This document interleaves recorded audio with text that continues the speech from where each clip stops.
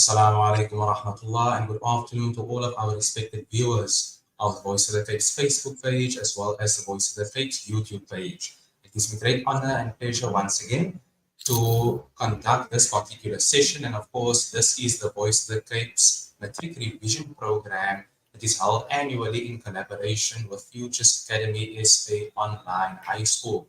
Today, inshallah, we have the privilege and the honor once again to be engaging with Brother Imaad Isaacs, who will be conducting today's session. And today pertains to mathematics, paper 1.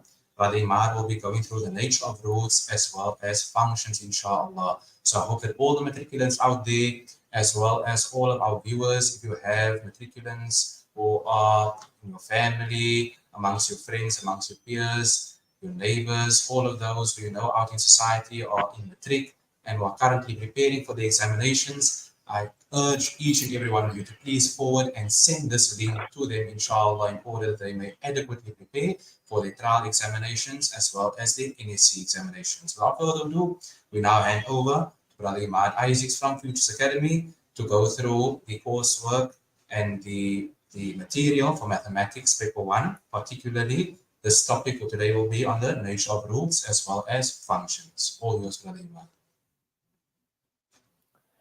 Okay, assalamu alaikum wa rahmatullah, and welcome to the program. So today, inshallah, as Brother Amir in studio mentioned, we will be focusing on the nature of roots, and we will also be focusing on starting our section on functions.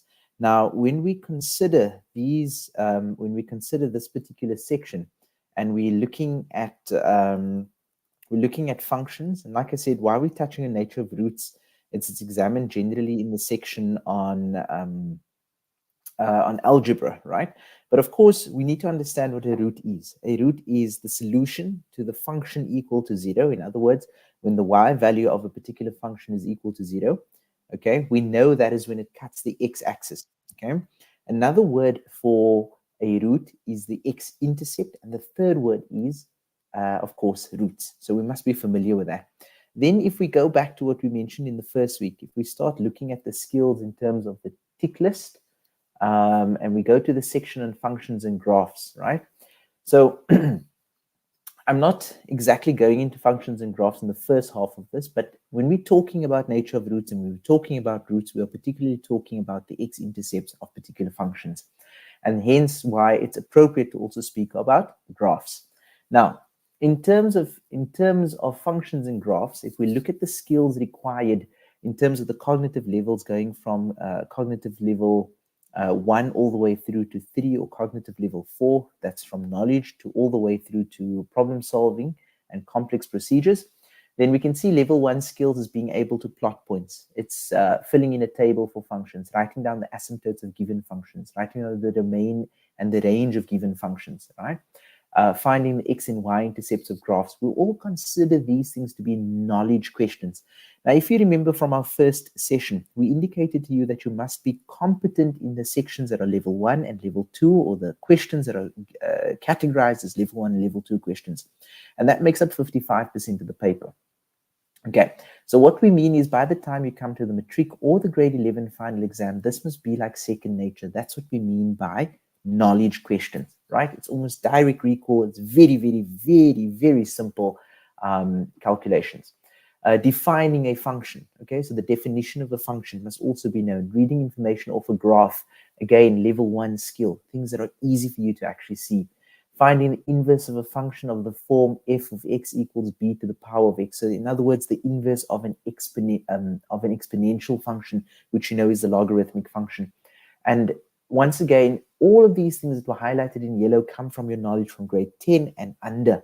Okay, finding the equation of a line is also considered knowledge. Okay, so it's unacceptable for any student to get these things wrong in the exam, because these knowledge questions are things that you've been exposed to all the way from grade 10 and under, and even grade 8 and grade 9. Okay, in level 2, we need to know, this is what we consider routine procedures. For the section on functions, we need to be able to draw the graphs based on the effect of any 2 parameters at a time. In other words, you must be familiar what A does to a parabola, what is the effect of A being positive, what is the effect of it being negative, looking at the Q as well, What does that parameter do to a particular graph? What happens here, x minus p plus q, and so forth. So there you got a parabola. My apologies. You've got a hyperbola, then you have an exponential graph, and then you've got two tree graphs, and you've also got a logarithmic graph that you've been introduced to in grade 12. Okay. Then being able to find the x and y intercepts of graphs. Now, you know, here we also said find the x and y intercepts of graph in terms of level 1.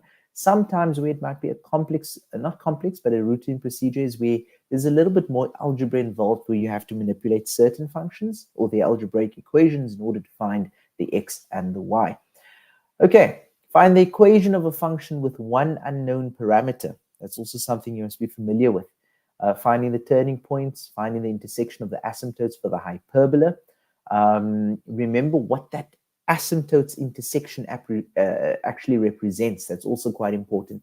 Finding the equation of a parabola that is given when you are given the turning point and another point and the roots and another point. So we will actually look at these two things as well. Now, I want you to also remember when we started our first session and we went over what the different cognitive levels mean, we also indicated to you that you must be completely confident and have mastered level 1 and 2 questions before you really look at level 3 questions. Okay, solving for f of x equals g of x for simple standard functions. Now, when we say one function equals another, that's also known as the point of intersection.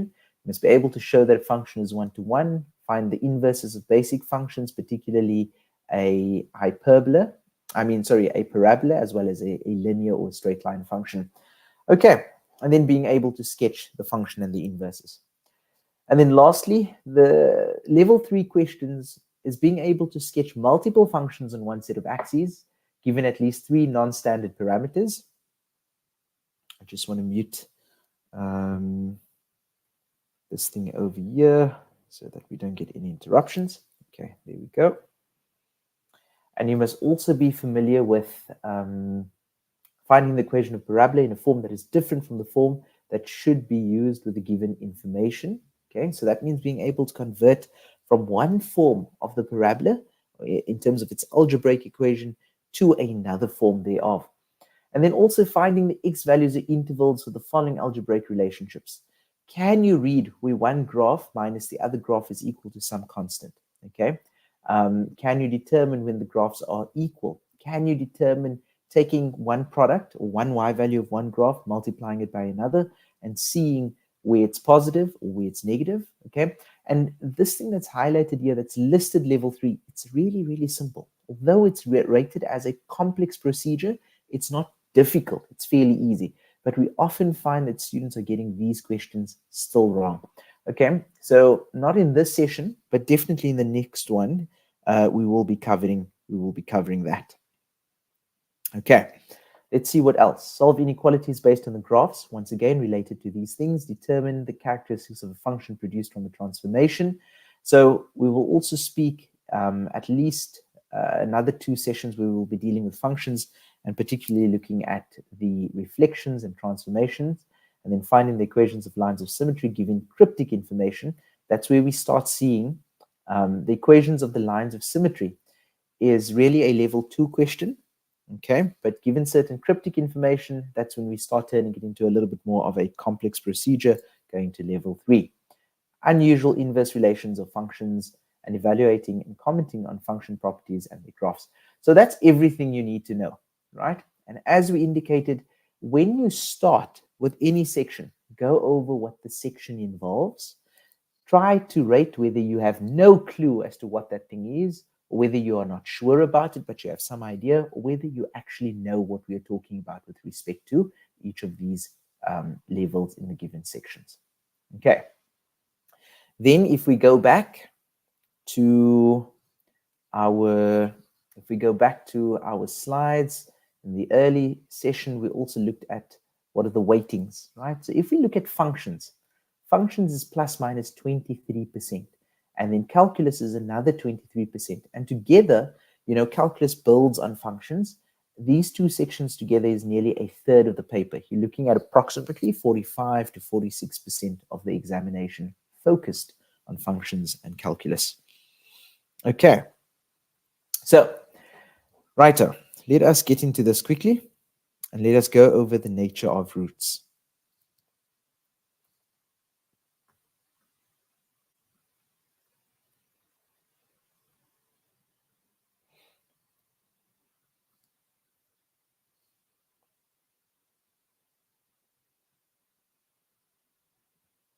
Okay, so ladies and gentlemen, with respect to the nature of roots, let's first understand what a root is. In its simplest terms, we can consider a root to simply mean the x-intercepts of a particular function.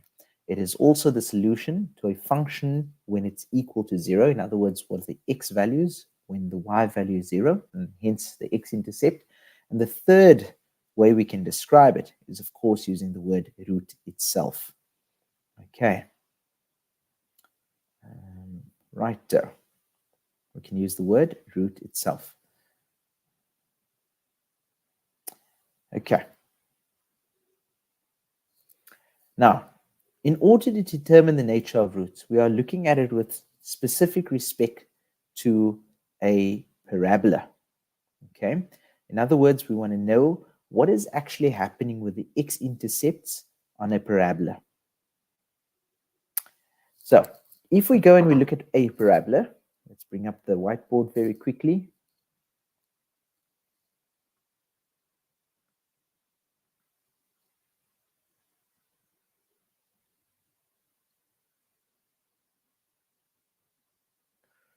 Whew, why is it so difficult finding that point? Right. So let's look at a parabola. Parabola, also known as a quadratic function. So if you draw the parabola,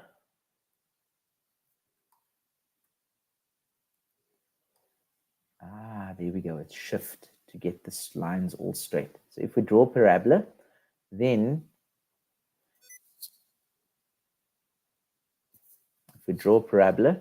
we know that if I draw this parabola, this point over here and this point over here, these are the roots.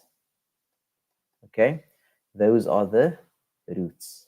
That point and that point. So you could call this R1 and you could call this R2, and that corresponds to specific x values on the x-axis. Okay, now when we talk about the nature of roots, at this basic level, we want to understand whether these roots are real, whether they are imaginary, whether they are equal, whether they are unequal. So if you look at this particular graph over here, then we can describe the roots here as being real. Why? Because I can see them graphed on this Cartesian plane, which represents real numbers mapped to real numbers. Okay, so on the y-axis, we have real numbers. On the x-axis, we also have real numbers. So we know that because it touches the x-axis, these roots over here are considered real. Now, because there are two roots, we also say they are distinct. In other words, they are not the same value. Another way of describing is we can say it is unequal. Okay, so we had distinct, we also have unequal. Okay, and so we know they are real, we know they are distinct, we know they are unequal.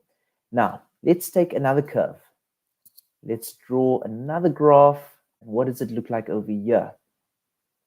Okay, what does it look like over here? Let's make this curve blue. Okay, now at this point, let's assume that it's only touching at one point over there. So I'm going to circle that, and I'm going to indicate that that there once again is the root, okay, or roots, if you wish to call it so. Now, in this case, when it touches the x-axis, but only at one point, and we're specifically focusing on a parabola once again, then we know, ladies and gentlemen, we know that here the roots are, they are not distinct. In other words, they have equal roots, okay? And when we have equal roots, when the discriminant, in other words, delta, has equal roots, that occurs when delta is equal to 0, and we're going to see what exactly that means, okay? In the case of the green one over here, we say that delta is greater than 0. And if this isn't 100% clear as to what delta is, we can get there in a moment. Okay. So the roots here, they are equal. They are not distinct because it's the same value and it touches the x-axis. Okay. And so in this particular case, we say delta is equal to 0. The roots are equal. But in this case, because it still touches the x-axis, we know that the roots are real. Okay. So now let's go and look at an example where the roots are considered unreal. And when we say the roots are unreal, another way of describing that is to say that the roots are imaginary. Okay. And let's just choose a new color. We're going to choose orange over there. So here's an example of a parabola, and you can see it continues on and on and on forever onwards, but it does not touch the x-axis. So in this case of this parabola here, we can say does not intersect, there's a C over there, the x-axis. And when it doesn't intersect the x-axis, then we know that the roots are imaginary. So in other words, this is the example of having unreal roots. Okay, now having said all of that, we are particularly looking at the nature of roots for a parabola. So what does a parabola look like? Now, before we continue, something that's very important for students to note is when you learn about functions, okay, when you learn about functions, you get to know that a function can be represented in 4 ways, okay? So, firstly, a function can be represented verbally. Now, what does verbally mean? Okay, it does not mean orally. When I'm speaking, that is oral, right? When I'm listening, that is oral. However, verbally means using words, right? What does verbally mean? It means using words. So any function can generally be represented using words. So if I had to ask you to describe what is happening to the temperature as time goes by when I open a hot water faucet or tap in my bathroom. So what you'll initially tell me is like, you know what, you open the tap, water runs. As water is running, the temperature, it feels a little bit cold. And I'm opening the hot water tap, just remember that. And as I open the hot water tap, initially cold water comes out. Now, why does the cold water come out? It comes out because there's still some water lying in the pipes, right? Before we get the water coming from the hot water cylinder or your geyser. So what's then going to happen is that we feel the temperature is a little bit increasing. And over time, we see that it reaches a certain temperature. Okay. So if I look at that graph, maybe it starts with a certain temperature, about 12 degrees or 13 degrees. It gets warmer, and then it reaches a certain point where the temperature remains constant. So the first way in which we can represent functions is verbally, using words. In other words, you could actually describe what is happening to that temperature coming, or the observed temperature of the water that's coming from your tap or your faucet. Okay. Now, so that's number one. We can represent functions verbally. Now, since a very young age and many grades, you've also learned that you can represent functions using a rule, and we call this algebraically. Right? So this means by means of a formula. The third way in which you can represent a function, students, is by what you see over here, by means of a graph. And that is why when we study the sections in school, we come across graphs and functions. And the fourth way you've also seen, you've been exposed to it in grades 5, 6, 7, 8, and 9. You've seen that you have often had a function representing some relationship between variables. And that function will be x and y, and you'll see maybe 1 and 2 and 2 and 4. So clearly you can see what the rule is here. 3 and 6, it's 2 times 2, 1 times 2, 2 times 2, 3 times 2, and so forth, right? So the rule over here is actually y is equal to 2x. Let's test that. 2 times 3 gives me 6. So if I put dot, and I come up with something over here, which is 5, I'm going to see 2 multiplied by 5 gives me 10. So the final way in which you can represent a function is to say in a tabular form, right? Or tabulated, however we want to describe that. Okay, so now let's go back to these functions. You've seen, if I pull this up, we've seen examples here. So that's the function of a parabola represented in a graphical form on a Cartesian plane and corresponding to those axes. Now if we go down, here we've seen a rule with a table, and here we've seen a rule algebraically, and there we've seen graphically. I just haven't actually described something here, typing out it with 4 words. Okay, so when we talk about the nature of roots, let's describe it. If I'm given the function f of x is equal to ax squared plus bx plus c, okay? ax squared plus bx plus c. Now, what do we see over here? This here is the standard form of a parabola, right? Or a quadratic function. That's an O, of a parabola or quadratic function. Now, in order to determine the nature of roots without actually calculating the roots, right? Without actually finding the actual values for the x-intercepts, then we use something known as the discriminant. So we know the discriminant is represented by delta. Delta is equal to b squared minus 4ac. And if you look carefully at this, what is b and a and c? It's the coefficient of x squared, that's your a. The coefficient of x is your b. Whatever numbers you add up together here, that will be your c. Okay.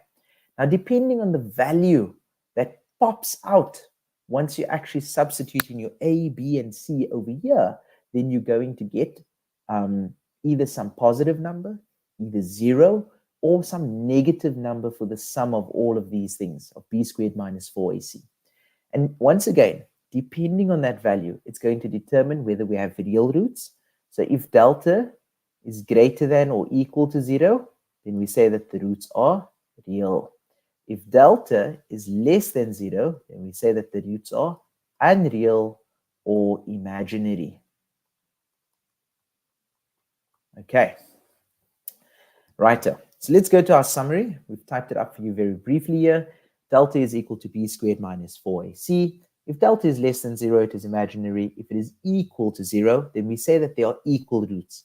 Now, graphically, what this looks like is where I have my parabola, but the turning point lies on the x-axis. Okay, and you can go reason that out algebraically as well.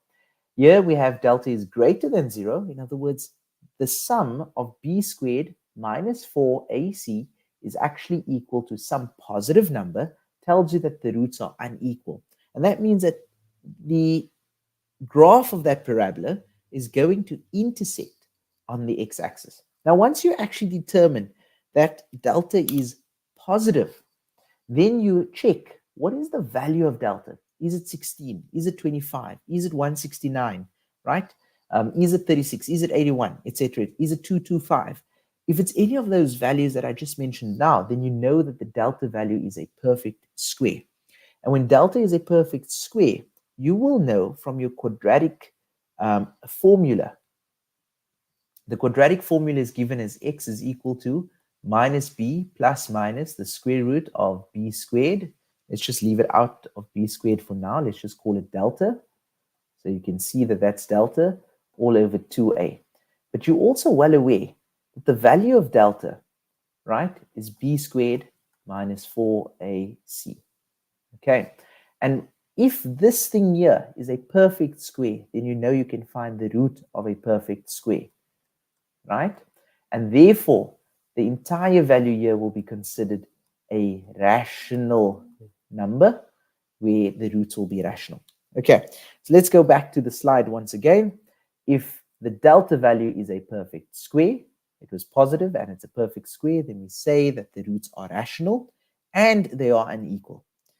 And if it's an imperfect square, let's say you have the square root of 17, delta's value is 17, and in your quadratic equation you sit with the root of 17, then you're clearly going to know that it's an imperfect square and the roots are real, but they are irrational. Remember, the real number system is made up of rational and irrational numbers. Okay, blah, blah, blah, blah. That was a long story all about that. Let's look at a few examples quickly. Yeah. Okay.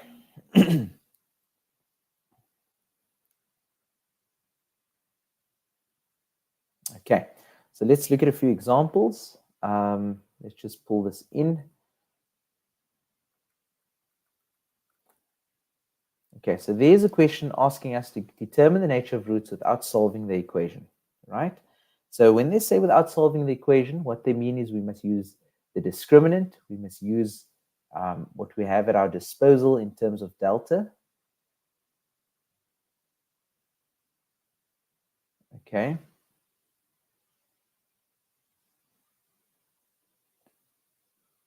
There we go. Sorry, it's always tricky finding that over there. Okay, so without solving the equation, Let's see, what do we do there? Without solving the equation. Now, there's three things you must ensure that when you get questions like this. The first thing is, to determine the nature of roots, you must see how we defined the delta. We defined it using A, B, and C, but only when it was in standard form. So it is critical that you first place the function in standard form. Okay, so let's look at this quickly. What is the standard form going to look like here? So I've got x squared plus 2x is equal to x squared is equal to 2x plus 1. Right, so I'm sitting with x squared is equal to 2x plus 1. However, that's not in standard form. So what is standard form going to look like? It's x squared minus 2x minus 1 is equal to 0. Now we have standard form. Now you know what is your a, b, and c values. This is my b value, this is my c value, and the invisible one that you learned about somewhere in grade 7, grade 8, that is going to be my a value. Okay, so that is step 1. Step 1 is standard form. Step 2, what is step 2 going to be? Well, the second step here is to calculate the discriminant, which is delta, is equal to b squared minus 4ac. And what is the b squared value going to be? That's going to be the minus 2 all squared minus 4 times the invisible 1 that you got over here multiplied by c, which is negative 1. So what does this give us? That's going to be 4. This is going to be 4 times 1, and that's positive. That's going to give us 8. So now I can see, therefore, delta is equal to 8. Now you tell me something about that delta. What can you tell me? Well, let's start off with delta is equal to 8, right? 8 is clearly positive, okay? 8 is positive. That means 8 is greater than 0. So this delta, therefore, I know that delta is greater than 0. In other words, it's positive. And if delta is positive, we know that the roots are real, okay? Since delta is not 0, we know that the roots are unequal, okay? And we also know that because 8 is not a perfect square, if it was a perfect square, then we say that the roots are rational. But now we can say that it's irrational. Why? Because delta is not equal to a perfect square. Okay, so there's some things about the nature of roots. Okay, there that question is answered. Okay, if we were asked to determine the nature of roots, that would have been 2 to 3, 4 marks.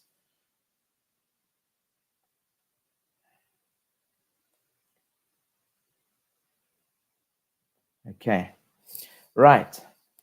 So, okay, let's move forward quickly. Next question. That was determine the nature of roots without solving the equation. Now, for the next question, the next one, we want to know for which values of k, and this is one of those common questions that students often don't get. Will a particular equation have equal roots? Now, all you need to do here, this question is asking us to work a little bit backwards, right? And it's asking us to give them an interval for which that will be valid. So let's look at that question quickly.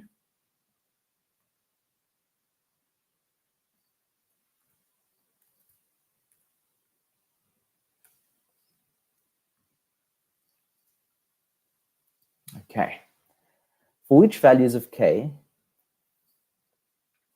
there's a word missing, and that's my fault. For which values of k will the equation have equal roots? Okay. So now, the very first thing you do, standard form, calculate delta, tell us something about delta. Okay, so let's go, standard form. I'm starting with x squared plus 2kx is equal to minus 4x minus 9k. Now, when you look at this, remember standard form is something equal to 0, right? With the quadratic on the other side. So I leave my x squared over here, plus 2kx. I'm going to bring this over, minus 4x, right? Oops, when I bring it over, it becomes plus 4x. Now bring that over, I'm left with plus 9k is equal to 0 because there's nothing on that side. Now this isn't exactly standard form because I've got an x squared term, right? I kind of have an x term, but here we're counting x's. We're counting, there's 2k of x and there's 4 of x. So that's going to say plus, right? That gives us 2k plus 4. 2k plus 4, and there's my x. Okay. So in other words, I've just factorized these two terms together, because if I take this and I multiply it there, I end up with that. And if I take that and I multiply it there, I end up with that again. So this is a factored version. And what's useful about factoring it like this is that I can clearly see that the 2k plus 4 is the coefficient of x. Okay, plus 9k is equal to 0. Now we see what is our a, our b, and our c. Now, ladies and gentlemen, here is the a, that is my b term. This whole thing over here is a constant, so that's my c term. And here's an invisible 1 in front here that makes it my a term. Okay, so we've completed step 1. Now we go to step 2. We calculate delta. And what can we say about delta? We're going to do step 2 on this side. We say that delta is equal to b squared minus 4ac. Right. What is the b squared? Here's my b. And I say 2k plus 4, all squared, right? Because this is b, and the square is, once I've substituted into b, I square everything, minus 4 multiplied by the a value, which is 1, multiplied by the c value, which is this 9k that I see over here. Okay. Now, students, all we need to do at this point is we need to square it out, right? So we're calculating delta, and when we square this out, we get 4k squared. Okay, let's say that's going to give us 8k. Double that, it's going to be 16k, right? Plus 16k plus 16. Multiply this is going to give me minus 36k, because minus 4 times 1 is minus 4 times 9 is minus 36 multiplied by k. Okay. Okay. So 16 minus 36 gives me minus 20. So minus 20k plus 16, 4k squared. Now that's my delta value. Now there's two ways we could have done this, right? We calculated delta. Now we go and we say something about it and we use the parameters. The other way we could have looked at it is say, for which values of k will the equation have equal roots? Now the condition for equal roots is, we can put it here, the condition for equal roots is delta must equal to 0. So when you want to solve this thing, we can now take the delta value and we make it equal to 0, because that's the condition that was given in the equation, equal roots. So when we solve for this, right, step 3 here will be to actually solve for delta based on the condition. So I'm going to take my delta, right, and I'm going to say that's 4k squared minus 20k plus 16. Now I'm going to apply the condition to it, because we're working backwards, right? We're saying, when will this thing have equal roots? Well, it will have equal roots if the delta is equal to 0. So I'm going to make that delta equal to 0. And the question wanted to know which values of k. And now I simply solve for k. And here you can see k is simple, right? K is simple because I've got a common factor of 4 here. So I can divide everything by 4. And then I'm left with k squared minus 20 over 4 is 5k plus 4 is equal to 0. And if I solve that, okay, if I solve this, I'm going to get factors of 4. I must add to give me 5. So it's 1 and 4, k and k. And then same signs, both of them negative. Okay. And k is equal to 4, or k is equal to 1. So now, let's look at this very carefully. K needs to be either 1 or it needs to be 4 to ensure that the discriminant of the equation is 0. Remember, if we go back to our rules, the question wants to know for which values of k will the equation have equal roots. Well, we go back to our rules. The discriminant must be equal to 0 for it to have real and equal roots. Okay. So we've done that question, we've done this question now. So here we've seen an example where there was a variable involved, and this often throws some of the students off. Okay, now let's go to the next one. This one, we've done that. Let's go to this next one quickly. And let's just take that out. Right, so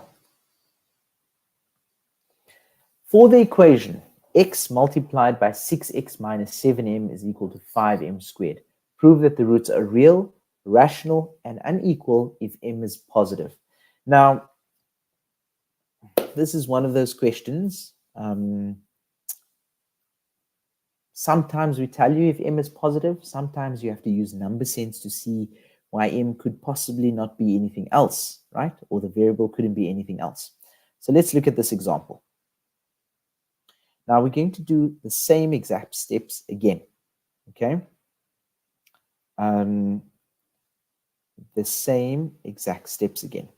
We have to put it in standard form. We have to calculate the discriminant, okay?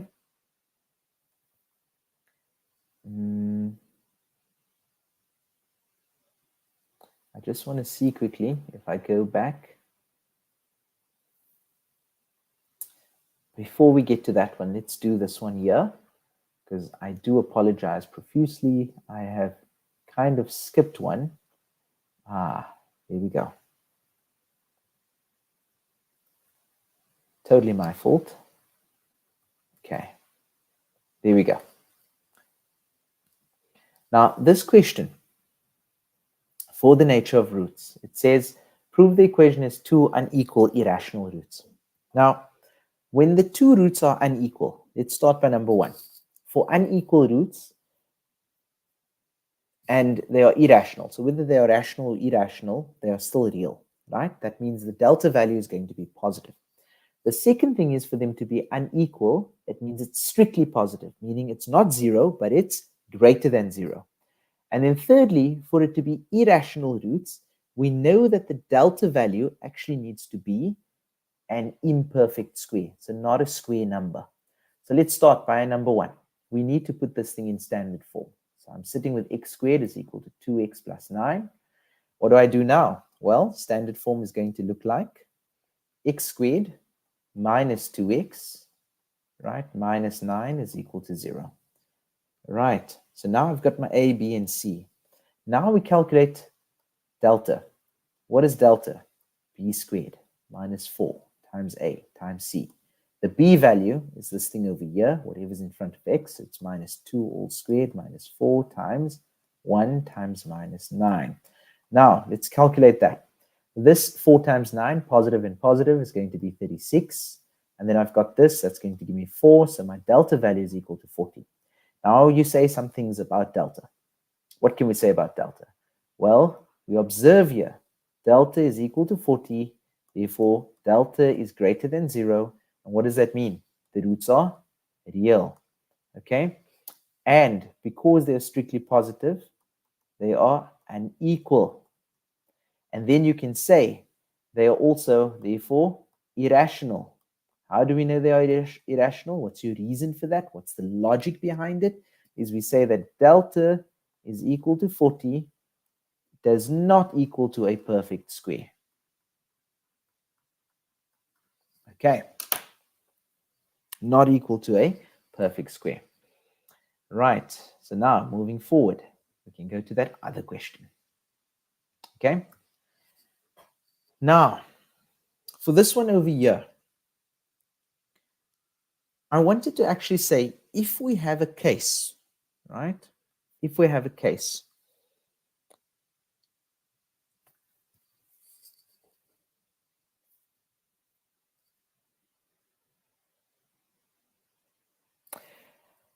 the question says for the equation x multiplied by 6x minus 7m is equal to 5m squared. Prove that the roots are real, rational, and unequal if m is greater than 0. Now, I want to say to you that it could potentially be possible for the roots to be real, rational, and unequal irrespective of what the value was of m. Okay. However, irrespective of the value of m. Okay. And let's see. So I'm saying the question could have read without this if we so wanted to. Okay, let's bring up our whiteboard once again, and let's see what we can do here. So the first step is always going to be, we need to get this equation in some form of a standard form. So we have x multiplied by 6x minus 7m is equal to 5m squared. Prove that the roots are real, rational, and unequal. Standard form, first thing, always. So multiply this out, I get 6x squared. Multiply that out, I'm going to get minus 7m times x is equal to 5m squared. Okay. Now, that's not standard form, so I'm going to go one step further. 6x squared minus 7m times x minus 5m squared is equal to 0. That's definitely standard form. At this point, ladies and gentlemen, coefficient of x is 6, so that's my a, minus 7m, that's going to be my b value, because it's whatever is in front of the x variable, and the coefficient, this entire thing, because remember m takes on some value, so this entire value here of minus 5m squared, that is going to be my c value. Okay, now the second step is we need to calculate delta. So what is the delta equal to? B squared minus 4 times a times c, and the b value is going to be minus 7m all squared minus 4 times this value over here, which is 6, multiplied by this value over here, this entire thing, which is going to be minus 5m squared. Okay, now see where the square is over here and where the square is here. This was part of the entire c value. Okay, let's work and simplify that out. That's going to give us 49m squared,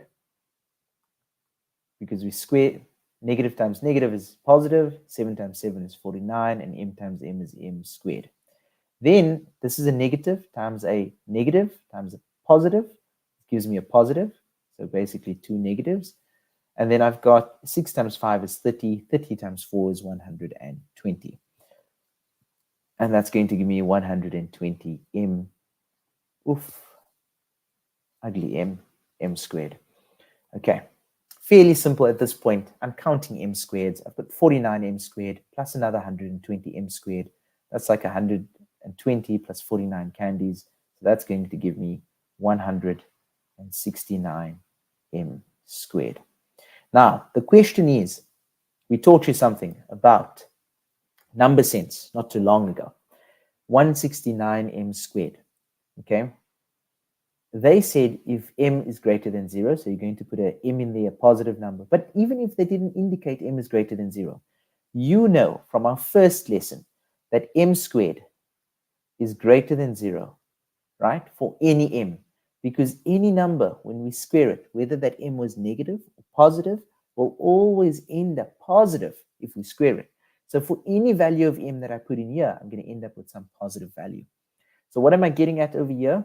This thing is positive. I'm then multiplying it by some positive number.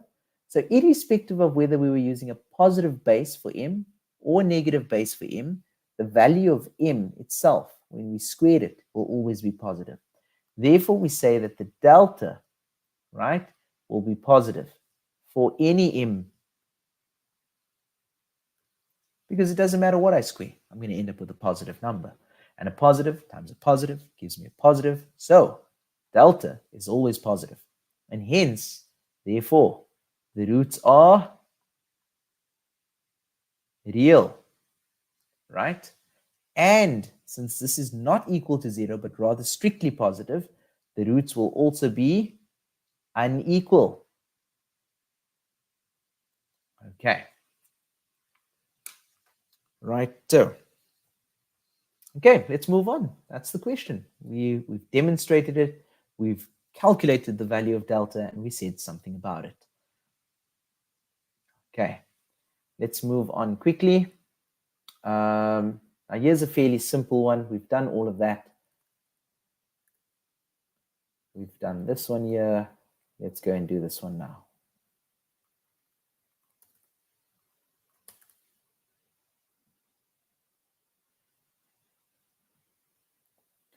Okay, so this question, it was for 2 marks in one of the recent past examination papers. It says the roots of a quadratic equation are x is equal to 3 plus or minus the root of negative k minus 4 all over 2.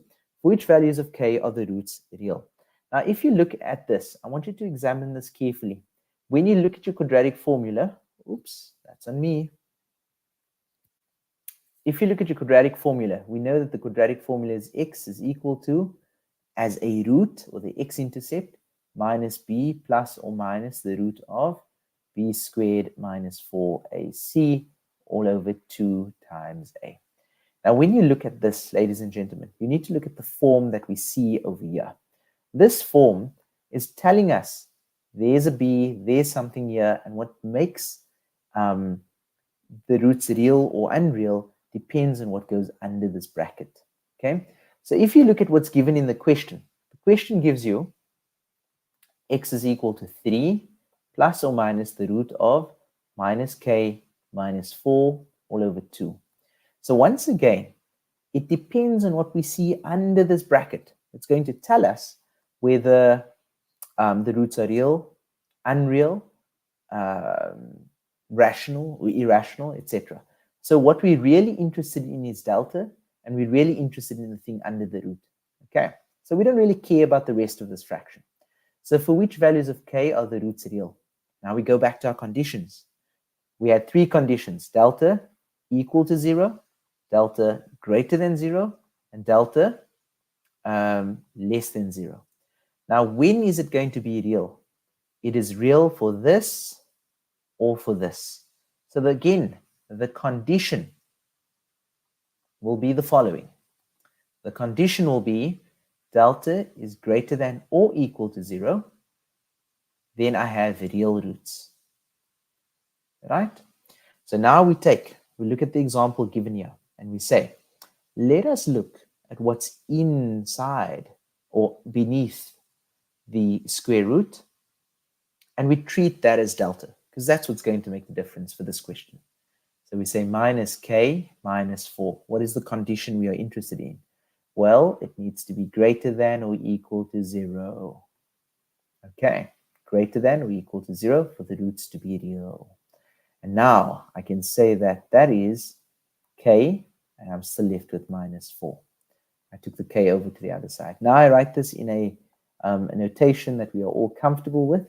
K is less than or equal to negative 4. So I just turn that around. K is less than or equal to minus 4. Okay, because whatever is bigger is written on the open side. But generally, as convention, we write in terms of reading from left to right, and we write with less than or equal to, reading it as less than, whilst we read from left to right. So the solution here was fairly simple for 2 marks, more than 1% of your examination paper. Is all you have to do is relate this to the nature of roots, see that the thing below the root is greater than or equal to 0. I've set up my condition, and I've solved the inequality. Combination of a routine procedure and knowledge questions. Ladies and gentlemen, I think we will stop there for today. And that puts us on just shy of, I don't know, 60 minutes, because the remaining 10 minutes will be a little bit too short of a time to cover the full introduction to functions and what we will be looking at in the functions section. In our next lesson, we'll go over functions, we'll cover it in detail. Yeah, so we see you then. And thank you for joining us, and over to Amir at the studio on that side. We say shukran, jazakallah khair, baitra makasi. Thank you very much to Brother Imaad Isaacs for so beautifully conducting today's session on mathematics, paper 1, and of course covering the nature of roots. And as Brother Imaad said, unfortunately due to the time factor, the matter of, or rather the subject component of functions will be taken up next time, inshallah. Just as a reminder, once in conclusion, I always end up with this reminder to all of our matriculants out there, as well as to all of our respected viewers on VOC's YouTube and Facebook pages. Please send and forward this link, share this link with all of the matriculates out there in the community, your family, your friends, your neighbors, all of those who you know are in matric now are preparing for the examinations. Please send this link to them, inshallah, in order that they may be able to benefit from the discourses that is being given over. And this is, of course, the annual Voice of the Cape Matric Revision Program in collaboration with Futures Academy SA Online High School. I hope that everyone has benefited greatly, and we also pray and make dua that God Almighty Allah will grant all of our matriculants the best of ease and success as they now manifest and continue to basically embark upon the examination journey, with the trial exams and mock exams. May Allah Ta'ala grant you all the success and ease to complete your examinations and make you all successful. And we hope that this preparation will basically be, or rather the class that is being given over here, will be the best means of preparation for you in order to tackle your examinations, inshallah. Once again, we say shukran to Brother Imaad and to all of you, our beloved viewers. Until tomorrow, inshallah, when we continue with our next session, we say to you, wassalamu alaikum wa rahmatullah.